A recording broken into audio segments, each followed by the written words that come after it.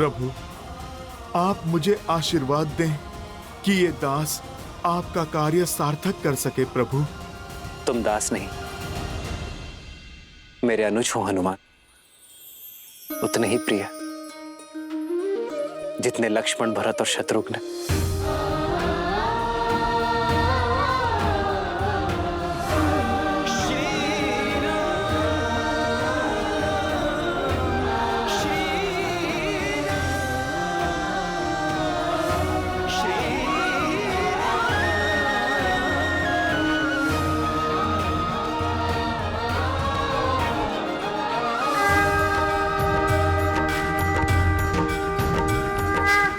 जय श्री राम।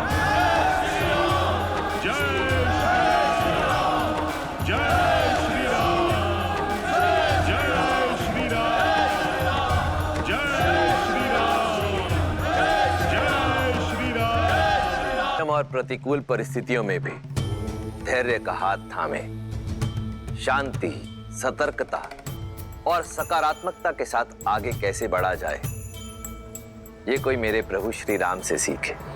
किंतु अब तक तो उन्हें ये भी ज्ञात नहीं कि रावण देवी सीता को लेकर कहाँ गया है। क्या उनके ये प्रयास सफल हो पाएंगे महादेव? देवी, यदि मनुष्य किसी एक विचार को अपने जीवन का लक्ष्य, एकमात्र ध्येय बना ले, उसे संकल्प बनाकर अपने हृदय में बसा ले, तो कौन है जो उस मनुष्य को उसकी लक्ष्य पूर्ति से रोक सकता है? श्री राम भी वही कर रहे हैं। उनके जीवन का केवल एकमात्र ध्येय है देवी सीता को पुनः पाना। और जब मनुष्य का निर्णय दृढ़ हो जाता है तो नर नारायण हो जाता है। और ये तो कथा ही है प्रयास और विश्वास की। एक ओर है श्री राम का अथक प्रयास, तो दूसरी ओर है देवी सीता का अटल विश्वास कि उनके श्री राम आएंगे, अवश्य आएंगे।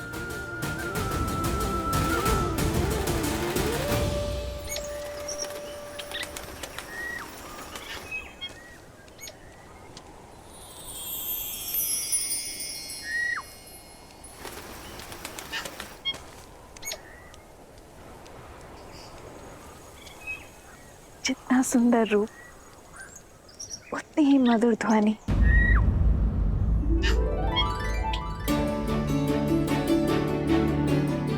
ऐसा पक्षी तो मैंने कभी नहीं देखा।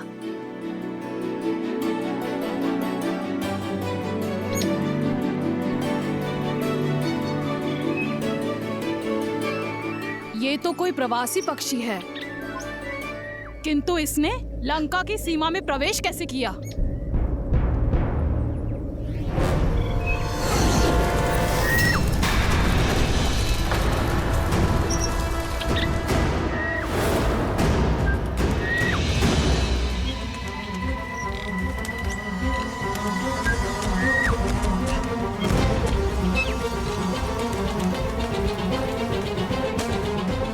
एक निर्दोष पक्षी पर किसने वार किया?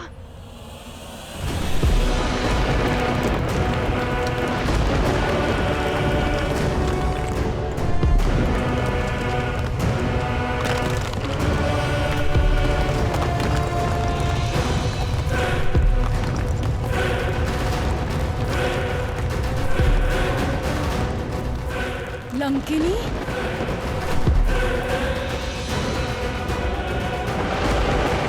लंका की रक्षिका लंकिनी है ये। इसकी दृष्टि से बचकर एक तिनका भी लंका में प्रवेश नहीं कर सकता।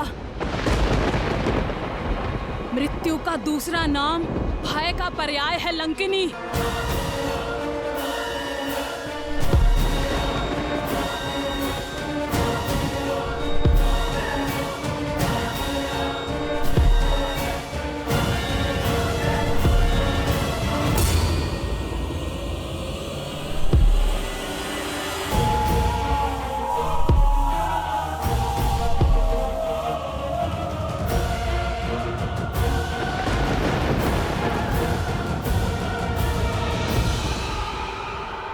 लंका की रक्षिणी लंकिनी को त्रिजटा का प्रणाम।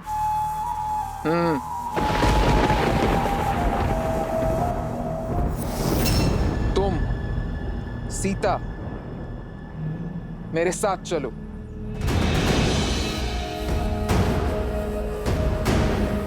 जाओ।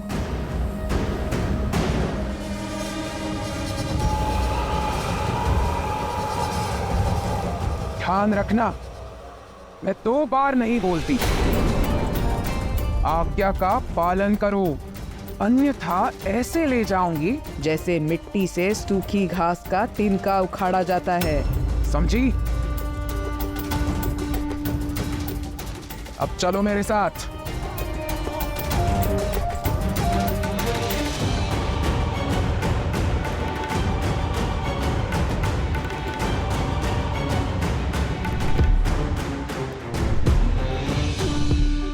अब ये लंकिनी सीता को कहाँ लेकर गई है?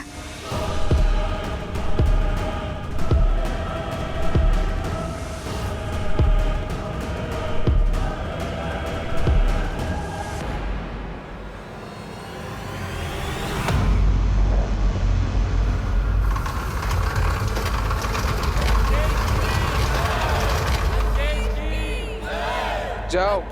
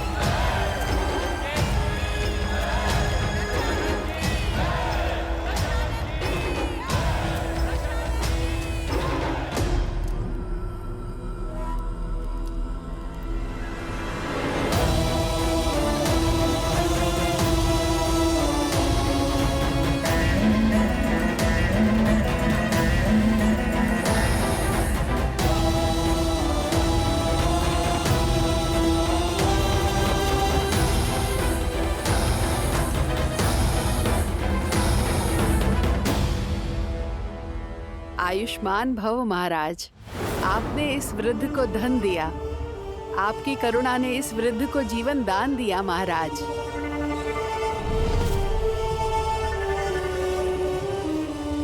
लंका की भांति ही आपका भविष्य भी स्वर्णमयी रहे।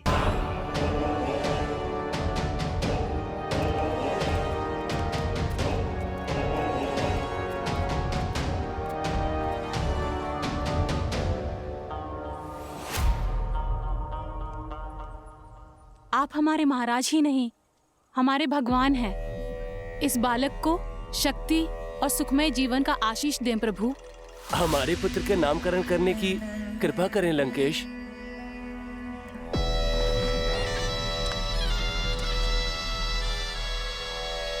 तेज है इसके मुख पर, विलोहित नाम होगा इसका। लंकेश की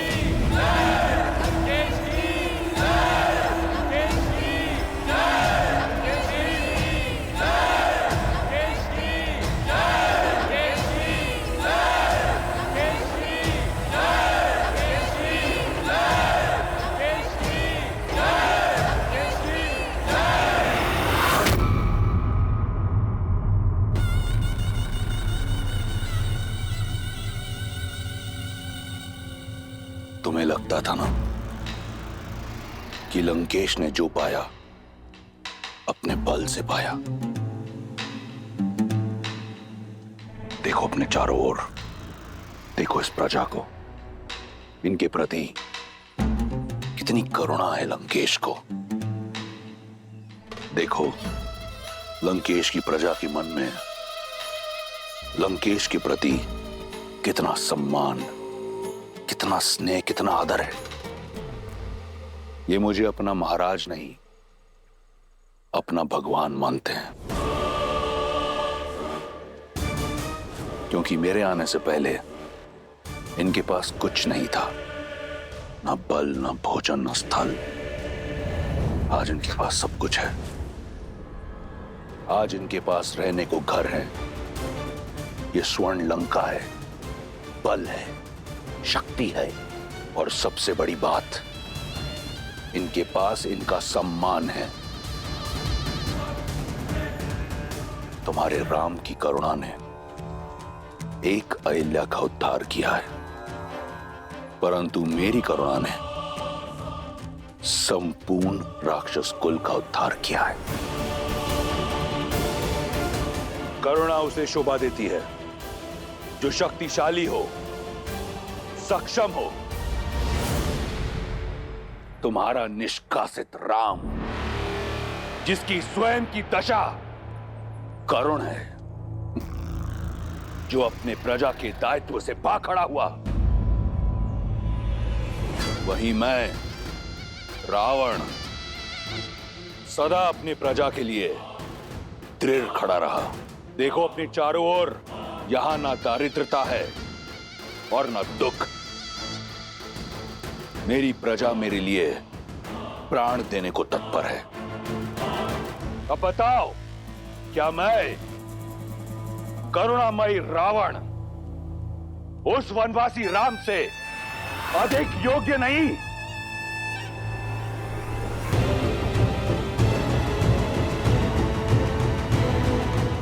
करुणा तो मुझे तुम पर आ रही है रावण। बल और ज्ञान का प्रकाश होते हुए भी अंधकार से घिरे हो तुम।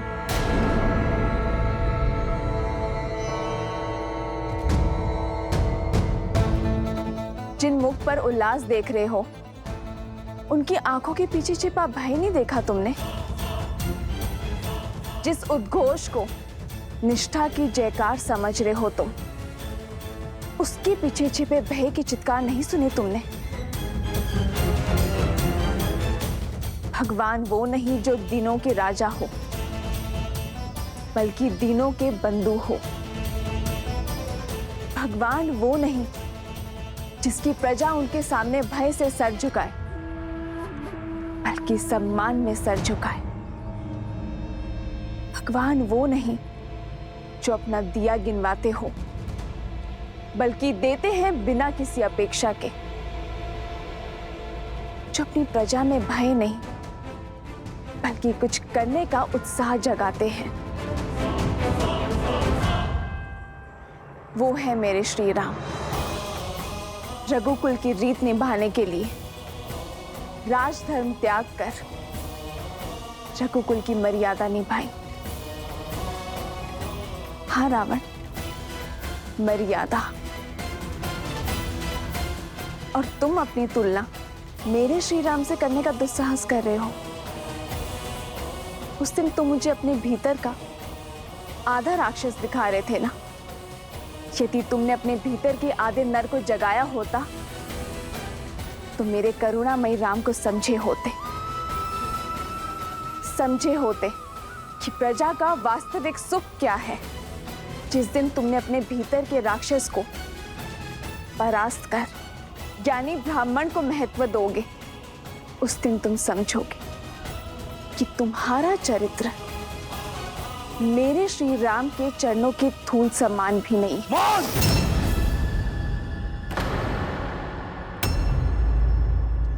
केवल देवताओं की भाषा आती है तुम्हें। आंखें हैं, परंतु रावण की महानता नहीं दिखाई देती। वर्षा के पश्चात यह आखिरी अवसर दे रहा था तुम्हें, परंतु तुम इस लायक नहीं कि तुम लंका की महारानी बन सको। मिथिला में तुमने जन्म लिया, परंतु अज्ञानी हो तुम। विवेक नहीं सीखा तुमने। तुम किसी राजकुल में जन्म लेने योग्य नहीं। अयोध्या की रानी क्या, तुम तो किसी की दासी बनने योग्य भी नहीं। मूर्ख! क्षमा कीजिए भैया, किंतु आप अपनी सीमा लांघ रहे हैं।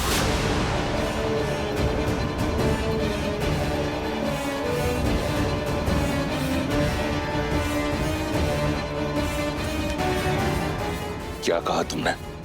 मैं तो केवल ये कह रहा था कि वो एक स्त्री है, और स्त्री चाहे शत्रुकुल की ही क्यों ना हो, सम्मान की पात्र होती।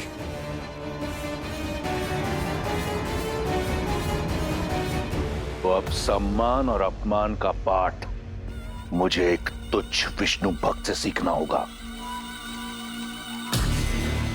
देख लो रावण, भक्ति से शक्ति जागृत हुई है, वो भी तुम्हारे परिवारजन के मन में।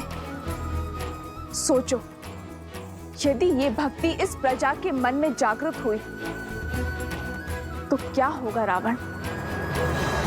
भक्ति तो लंका में केवल मेरी होगी। रावण राज में उचित वही, नीति वही, धर्म वही, जो रावण कहे, जो रावण करे। जो शीश रावण के विरुद्ध खड़ा होगा उसे राजद्रोही माना जाएगा, उसे मृत्यु का पात्र माना जाएगा।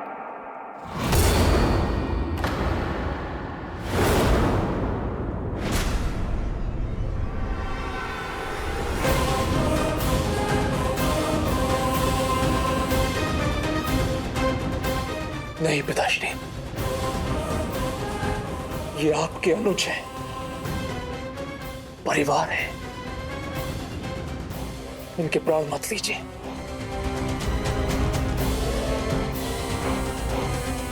कदाचित छोड़ दिया होता उस दिन उस पर्वत के शिखर से, तो आज ये दिन देखना नहीं पड़ता। जीवित रहने का अधिकार खो चुका है ये। तो ये है लंका का धर्म, लंकेश का न्याय, रावण का राज, जहां केवल रावण का मत उचित, बाकी सब अनुचित। और यदि मंत्री ने मंत्रणा दी तो उसका वध कर दिया जाता है। अभी तो तुम करुणा की दुहाई दे रहे थे, मेरे श्री राम, जो अपने भाइयों के लिए, अपनी प्रजा के लिए जीवन दे सकते हैं। तुम स्वयं अपने हाथों से अपने भाई का जीवन ले रहे हो। यह है तुम्हारी करुणा। करुणा का नाता धैर्य से होता है रावण। एक सच्चा शासक अपनी प्रजा को साथ लेकर चलता है, उनके विचारों का आदर करता है, उनका चित्त, उनका मन हरता है, उनके प्राण नहीं। और जिसे तुम करुणा समझ रहे हो रावण, वो तुम्हारा भय है सब पर।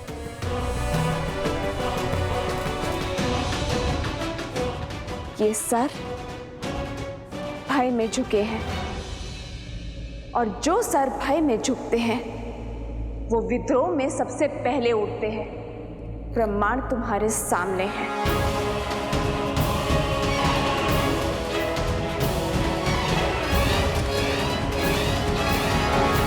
जा सकती हो तुम, जाओ।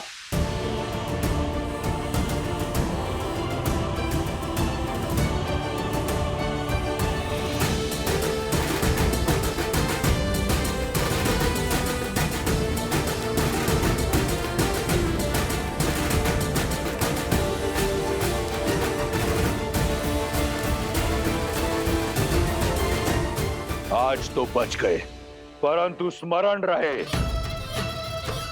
ये मेरी अंतिम चेतावनी है। अगली बार रावण का भाई होने का गौरव तुम्हारी रक्षा नहीं करेगा। बच तो मैं सच में आज गया भैया। मृत्यु के पास तो मैं तब था जब आपके पापों का मूर्ख दर्शक बना था।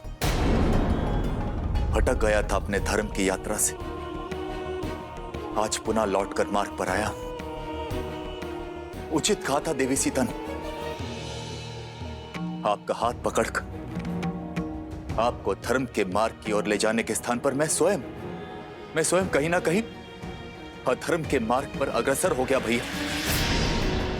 यदि आज भी आपका हाथ ना छोड़ा तो मैं भी कहीं ना कहीं अधर्मी बन जाऊंगा।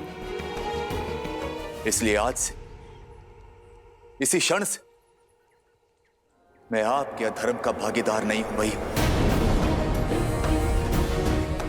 इसलिए मैं छोड़ रहा हूं आपका साथ, छोड़ रहा हूं ये राजभवन, किंतु लंका का साथ नहीं छोड़ूंगा भैया। और लंका के हित के लिए सदैव ईश्वर से प्रार्थना करता रहूंगा।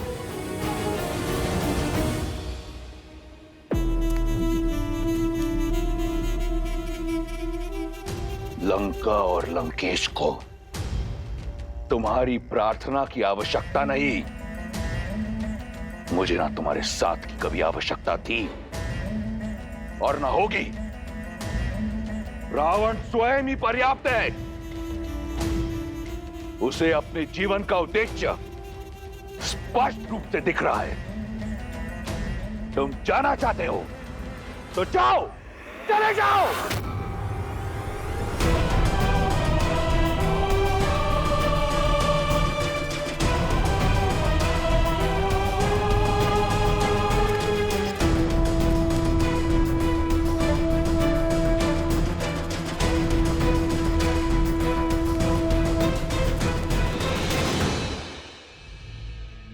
जाते जाते एक भाई का धर्म अवश्य निभाऊंगा। अपनी आंखें खोलिए भैया, देवी सीता के कथनों से इतना तो जान गया कि राम कोई साधारण मनुष्य नहीं है। समय रहते उनसे क्षमा मांग लीजिए, अन्यथा आपका अंत निश्चित है भैया। इससे पहले कि तुम्हारे आत्मा की शांति के लिए प्रार्थना पड़ी जाए, चले जाओ यहां से। कायर, जाओ।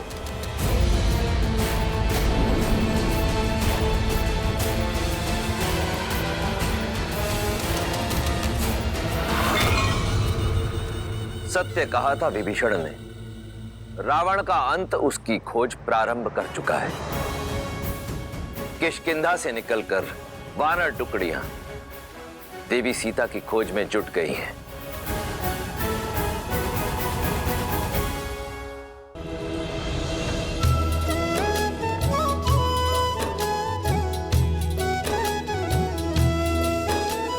चले सकल बन खोजत, सरिता सरगिरि खोहा। राम काज ललीन मन, बिसरा तन कर छोहा।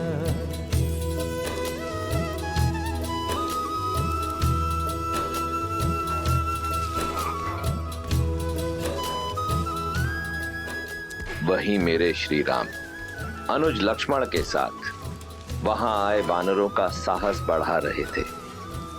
उन्हें होने वाले भीषण युद्ध के लिए सज्ज कर रहे थे। किष्किंधा की स्त्रियों की प्रेरणा का स्रोत बन रहे थे। उन्हें नेतृत्व का गुण सिखाकर सशक्त कर रहे थे। ज्ञान की लौ जला रहे थे। नारी अस्य समाजस्य कुशल वास्तुकारा अस्ति, अर्थात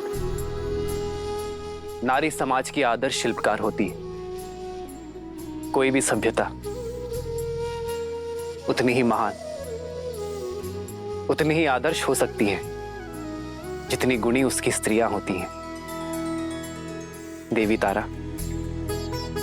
आप तो सभी वेदों और ग्रंथों की ज्ञाता हैं। किष्किंधा की स्त्रियों के मार्गदर्शन का उत्तरदायित्व आपको उठाना होगा। आने वाली पीढ़ियों के उद्धार का मार्ग आपको प्रशस्त करना होगा देवी।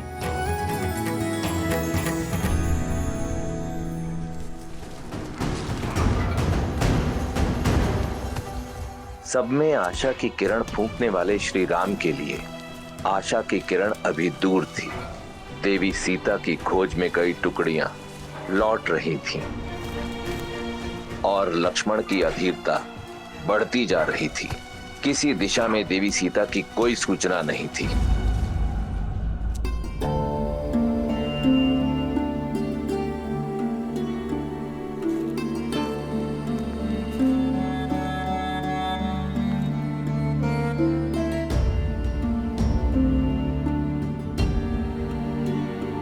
गुरु की ओर गई हुई टुकड़ी भी लौट आई है भैया। और उन्हें वहां भी भाभी मां या रावण के कोई चिन्ह नहीं मिले। भैया आप निराश हैं?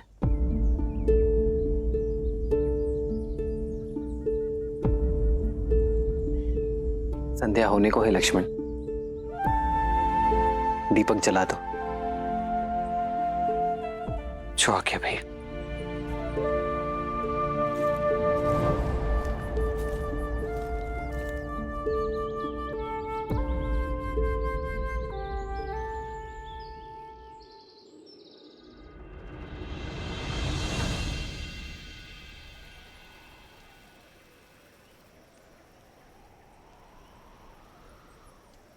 देवी,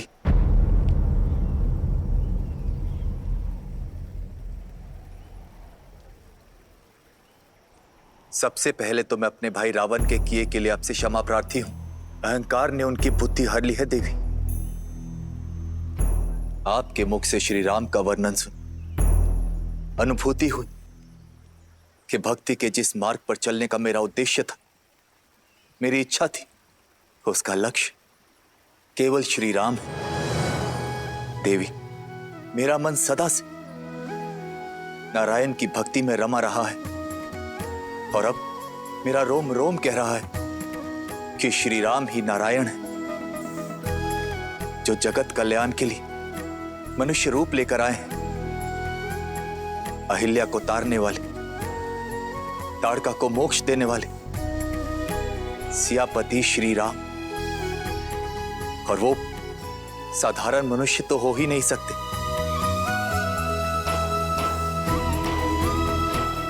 आपने मेरी आंखें खोली हैं देवी, और मैं समझ गया कि इस संसार को हानि पापियों के अत्याचार से नहीं, अपितु धर्मियों के मौन से। मैं सदा अपने भाई का हाथ पकड़कर उसे धर्म के मार्ग की ओर ले जाने का प्रयास करता रहा, किंतु असफल रहा। मैंने चयन कर लिया है देवी कि मैं किसी भी अधर्म में अपने भाई का साथ नहीं दूंगा, धर्म का साथ दूंगा, श्री राम का साथ दूंगा। मैं उन श्री राम की भक्ति करना चाहता हूं देवी, किंतु मन में एक संदेह कि क्या वो मेरी भक्ति को स्वीकार करेंगे, कि क्या वो मेरी आस्था को स्वीकारेंगे। धर्म से विमुख होने की भूल को क्षमा करेंगे। मुझे मार्ग दिखाइए देवी कि कैसे मैं अपना जीवन श्री राम को समर्पित कर सकूं। दया का दूसरा नाम है श्री राम, शरण में आए का सहारा है वो। आप क्या, यदि अधर्मी रावण भी उनके चरणों में जा गिरेगा ना,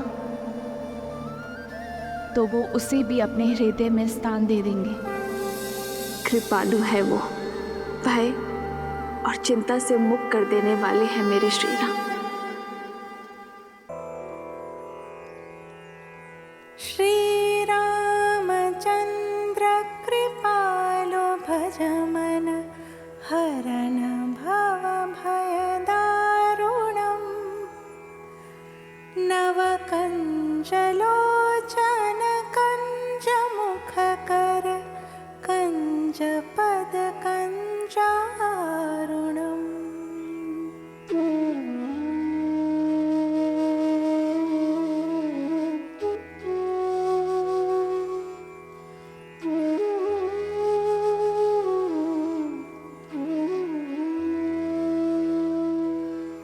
कंदर्प अगणित अमित छवि नवनील नीरज सुंदरम पटपीत मानहु तडित रुचि शुचि नौमि जनक सुतावरम।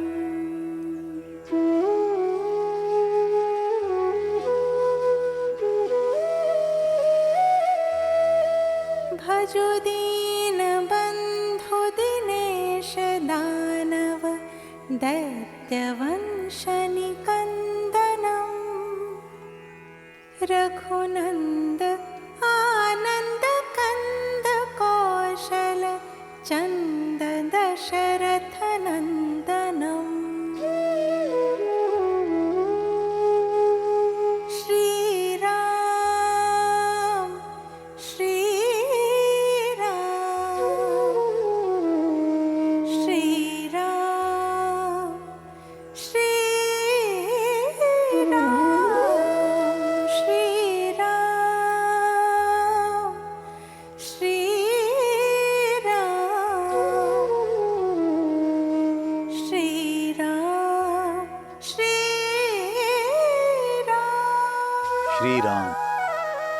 श्री राम श्री राम।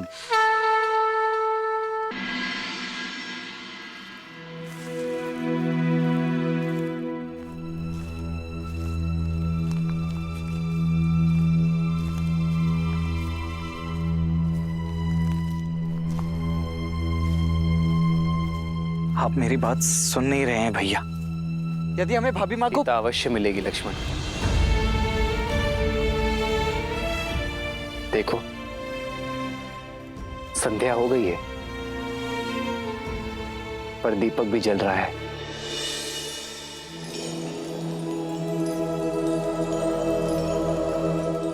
ऐसे ही अपने मन में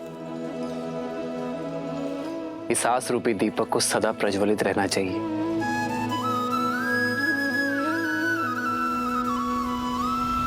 भली प्रकार सिया को समझाना, बताई प्रेम और बल चले आना। हनुमत जन्म सफल करी माना, चले हृदय धरि कृपा निधाना।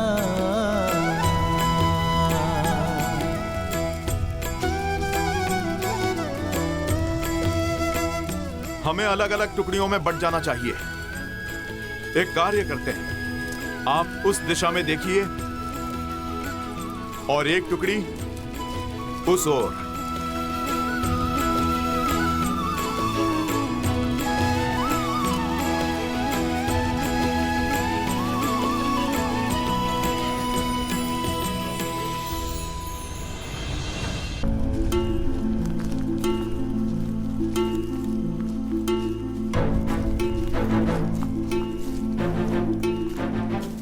हनुमान जी, इतने दिनों से बस रात दिन चलते ही जा रहे हैं। इस वन में न अन्न का दाना प्राप्त हुआ, न जल की बूंद। ऐसे में तो अपना उद्देश्य पूर्ण करने से पहले ही अपना देह त्याग देंगे। उचित कहा भ्राता।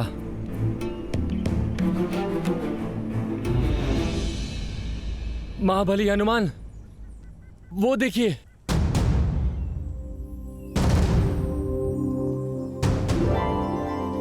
इस सूखे प्रदेश में फलदार वृक्ष।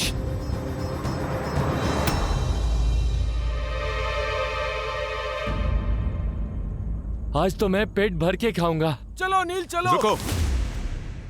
चारों ओर सूखे वृक्ष के बीच एक फलदार वृक्ष का होना संदेहदायक है। हमें सावधान रहना चाहिए।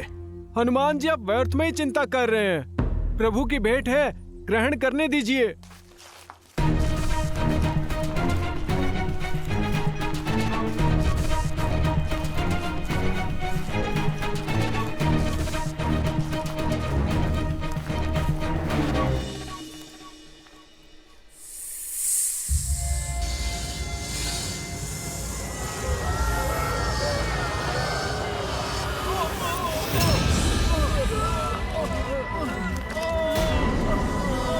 हनुमान जी बचाइए।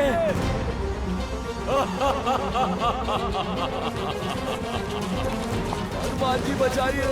हनुमान जी बचाइए।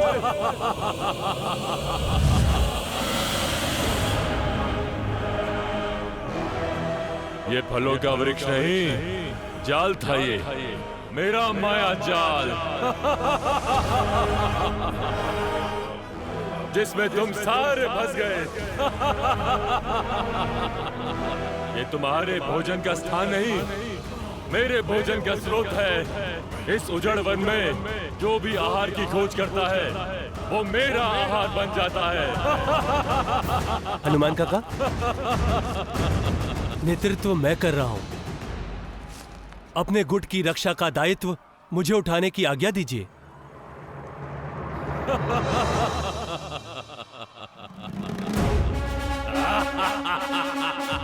जय श्री राम।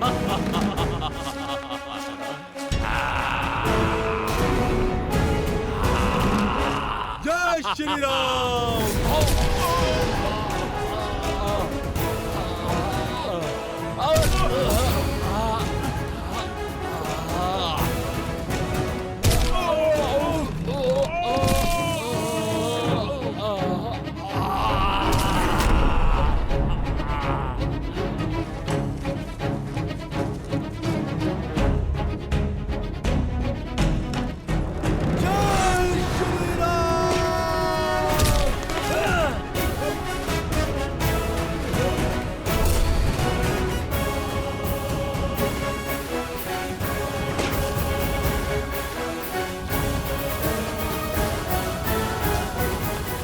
हम सबको आप पर गर्व है युवराज अंगद। अति उत्तम अंगद, आज तो तुमने सिद्ध कर दिया कि किष्किंधा का भविष्य योग्य हाथों में है। सब आप ही से सीखा है हनुमान काका।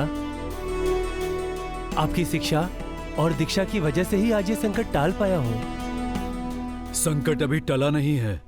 कुछ समय पूर्व हमारे साथ 30 वानर थे, किंतु अभी आधे ही शेष बचे हैं। जैसे जैसे समय बीत रहा है, हमारे साथी पीछे छूटते जा रहे हैं, और ऐसा ही चलता रहा तो श्री राम को दिया वचन निभा नहीं पाएंगे हम। आप ही कोई मार्ग निकालिए हनुमान जी।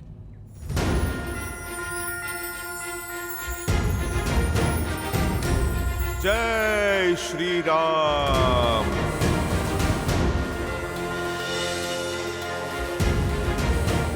प्रभु की भक्ति ही हमें यहां तक लाई है, तो आगे का मार्ग भी हमें प्रभु की भक्ति ही दिखाएगी।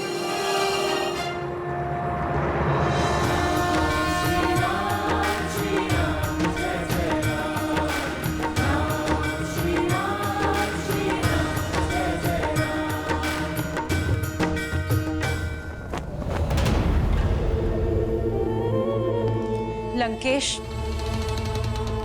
मैं विचलित हूं मंदोदरी। किसी भी प्रकार के ज्ञान या प्रवचन को सुनने को सज नहीं। विभीषण ने आपसे मुख मोड़ लिया है। जानते हैं क्यों? क्योंकि आपकी अतिथि सीता ने उनका हृदय परिवर्तित किया है, उन्हें धर्म का मार्ग दिखाया है। यदि आप अब भी ना संभले तो एक दिन संपूर्ण लंका आपसे विमुख हो जाएगी। अभी भी समय है, सीता लौटा दीजिए, अन्यथा कोई ऐसा अनर्थ हो जाएगा और आप कुछ नहीं कर पाएंगे।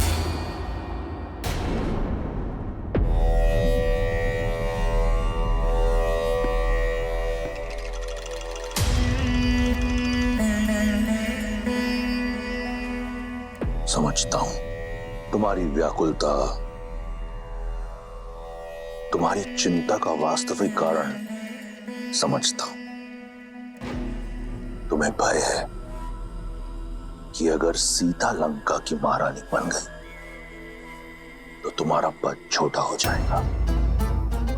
लंकेश के साथ सीता का नाम लिया जाएगा, इसका भय है ना तुम्हें?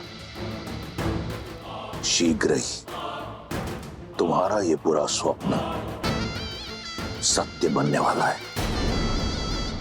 सीता लंका की महारानी बनेगी और तुम कुछ नहीं कर पाओगे। परंतु ये कोशिश अवश्य करना कि ये जो तुम्हारे भीतर चल रहा है, ये द्वंद, इसे विष बनकर अपने नेत्रों या बोली में बाहर मत उगलना। पिताश्री,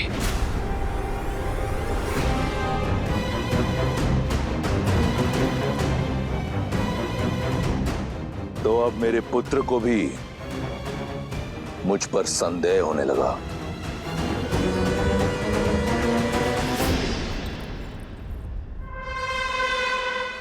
संदेह नहीं, दुख हुआ है मुझे कि आपने चाचा श्री को महल से निष्कासित कर दिया, जबकि उन्हें तो लंका से ही निष्कासित कर देना चाहिए था। हाँ पिताश्री, मैंने इस विषय पर बहुत विचार किया। हिम भी अपने ही जल में पिघल जाता है। ऐसे लंका के भेदी ही घर परिवार के टूटने का कारण बनते हैं। मैं जानता हूं कि वो मेरे चाचा श्री हैं, आपके अनुज हैं। इसीलिए आपको उन पर प्रहार करने से रोका मैंने। किंतु अब वो उस स्त्री का समर्थन कर रहे हैं जो आपके विरुद्ध है, और ये मुझे कदापि स्वीकार नहीं। एक सपेरा भी अपने सर को बंद करके रखता है पिताश्री, अपने गले में पहनकर नहीं। चाचा श्री संकट बन सकते हैं। प्रसन्नता हुई ये जानकर कि कोई तो है लंका में जिसे आज भी मेरी चिंता है। मैं उस महादेव का भक्त हूं जिसके गले में सबसे बड़ा विषधर है, विभीषण। मेरा विष्णु भक्त भाई मेरे विरोध में अवश्य खड़ा है, परंतु मेरा शत्रु नहीं। मैं चाहता हूं कि वो यहीं लंका में रहकर मेरी शक्ति का साक्षी बने, स्वयं देखे सीता को मेरे समक्ष झुकते हुए, उसकी आशा को छिन्न भिन्न होते हुए। उसके उपरांत लंका में उठ रहे हर विरोध पर विराम लग जाएगा।